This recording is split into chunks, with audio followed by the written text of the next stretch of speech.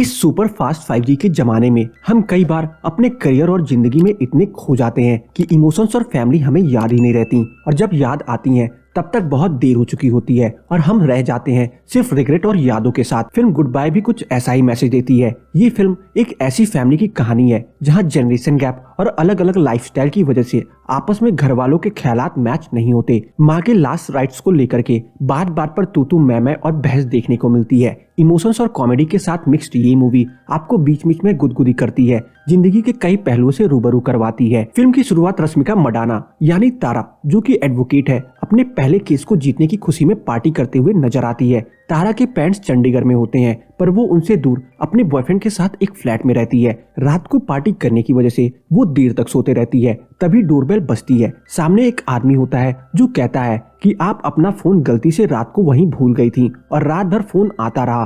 पहले सोचा ना उठाऊं, पर बाद में मैंने उठा लिया। उतने में दोबारा से फोन बजता है। फोन तारा के पिता हरीश का होता है। तारा कहती है कि वो ड्रिंक और लेट नाइट पार्टी की वजह से फोन भूल गई थी और इसलिए माँ से बात नहीं कर पाई। फिर वो अपने पिता से ताने भरे लिहाज में इतने महीनों बाद फोन करने का रीजन पूछती है, जिससे उसके पिता हरीश नाराज होकर के फोन रख देते हैं। फिर तारा को फोन वापस करने आया आदमी तारा को बताता है कि उसकी माँ गायत्री अब इस दुनिया में नहीं रही, जिससे वो रोने लगती है और उसे पछतावा होता है कि वो आखिरी बार अपनी माँ से बात भी ना कर सकी। अगले सीन में हम देखते हैं कि हरीश का बड़ा बेटा करण और उसकी बीवी डेजी, जो कि अमेरिका में ही सेटल होते हैं, अपनी माँ के लास्ट राइट्स के लिए चंडीगढ़ रवाना होते हैं। रास्ते में भी करण का ध्यान ऑफिस की मीटिंग्स और प्रेजेंटेशन में लगा रहता है। इसके साथ ही हरीश और गायत्री का गोद लिया बेटा अंगद भी माँ की डेथ की खबर सुन करके चंडीगढ़ जाता है, पर सबसे छोटा बेटा नकुल ट्रैकिंग पर होने की वजह से अब भी आउट ऑफ रीच ही रहता है। हरीश अपने कुत्ते स्टूपिड के साथ पुराने दिनों को याद कर रहा होता है जब गायत्री स्टूपिड को घर लाई थी और सब बहुत खुश थे।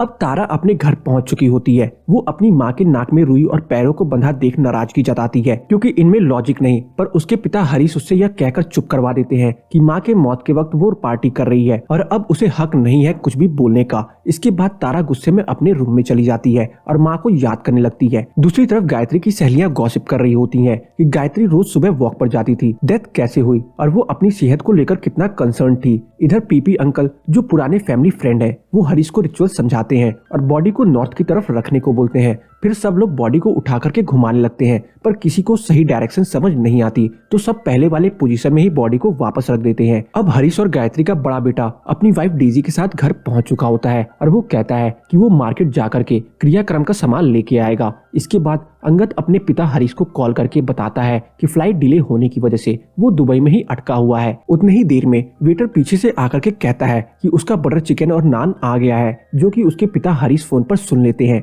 और गुस्से में उसे बियर मंगवाने को भी बोलते हैं। अंगद को अफसोस होता है और वो वेटर से खिचड़ी लाने को बोलता है। अब गायत्री की डेड बॉडी को शमशान ली जाता है। तब तक अंगद वहां पहुंच जाता है। सभी लोग शमशान जाते हैं, पर तारा को समझ नहीं आता कि मुख्य अग्नि बड़ा बेटा ही क्यों देगा। अब सब घर वापस आ चुके होते हैं और रात हो चुकी होती है। हरीश को अकेलापन महसूस हो रहा होता है, इस वजह से वो घर में ही घूम रहा होता है और तभी वो करण का दरवाजा खटखटाता है और कहता है कि अभी माँ के गए एक दिन भी नहीं हुआ और तुम और तुम्हारी बीवी एंजॉय कर रहे हैं। जिसपे करण दो टूक जवाब देता है कि जाने वाली उसकी भी माँ है और वो माँ को पोता देने के लिए ऐसा कर रहा है। दोनों की बहस सुन करके तारा वहाँ आती है और कहती है कि माँ के जाने के एक ही दिन बाद झगड़ा शुरू हो गया। किसी को कोई परवाह नहीं कि माँ कैसे जाना चाहती थी, बस बिना लॉजिक रिचुअल्स किए गए। जिस पर हरीश कहता है कि आत्मा की शांति के लिए ये सब जरूरी होता है और बर्थडे नहीं है जो पूछा जाए, डेथ हुई है। हजारों साल से जो रीति रिवाज निभाई जा रही है वो आगे भी फॉलो किया जाएगा। बीच बीच में कहानी को फ्लैशबैक में भी ले जाया जाता है,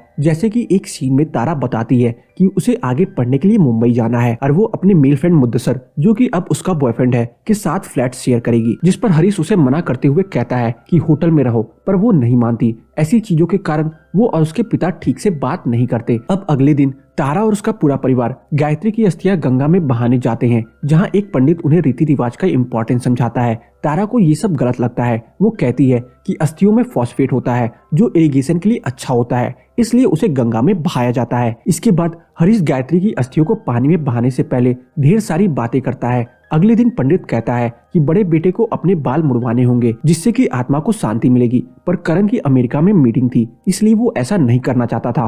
फिर भी पंडित उसे समझाता है कि बाल काटने से ईगो खत्म होगा, जो कि उसके लिए अच्छा ही है, पर करण नहीं मानता। फिर तारा पंडित जी से कोई और उपाय पूछती है, जिस पर पंडित करण की जगह एक बच्चे को बाल मुड़वाने को बोलता है, क्योंकि माँ तो सबकी माँ है। और अब धीरे धीरे फैमिली एक साथ टाइम स्पेंड करना स्टार्ट कर देती है और अब सब घर पहुंच चुके होते हैं। तारा अपने पिता हरीश को बताती है कि उसे पछतावा है माँ से बात न कर पाने का, और वो ये भी बताती है कि वो अपना पहला केस जीत गई है, जिसके बाद हरीश खुश होते हैं और वो अपनी और गायत्री की शादी की कहानियां सुनाने लगते हैं। अगले दिन पीपी अंकल और उनकी सलाहों को कोई खास तवज्जो नहीं मिलती। अब गायत्री के पिता, जो कि हॉस्पिटल में थे, वो भी हरीश और पूरे परिवार से मिलने चले आते हैं। करण की वाइफ डेजी भी सबसे अच्छे से घुल मिल जाती है। रात को 12 बजे हरीश का बर्थडे सेलिब्रेशन होता है, जिसके लिए गायत्री ने पहले से ही प्लानिंग की थी। सारा परिवार साथ में केक काटता है। उतने में ही नकुल का फोन आता है। पार्टी की आवाज सुनकर के उसे लगता है कि घर पर सब ठीक है और सब एंजॉय कर रहे हैं। नकुल कहता है कि वो भी आ रहा है। इसके बाद सबके पास मैसेज आता है, जो गायत्री ने टाइमर सेट करके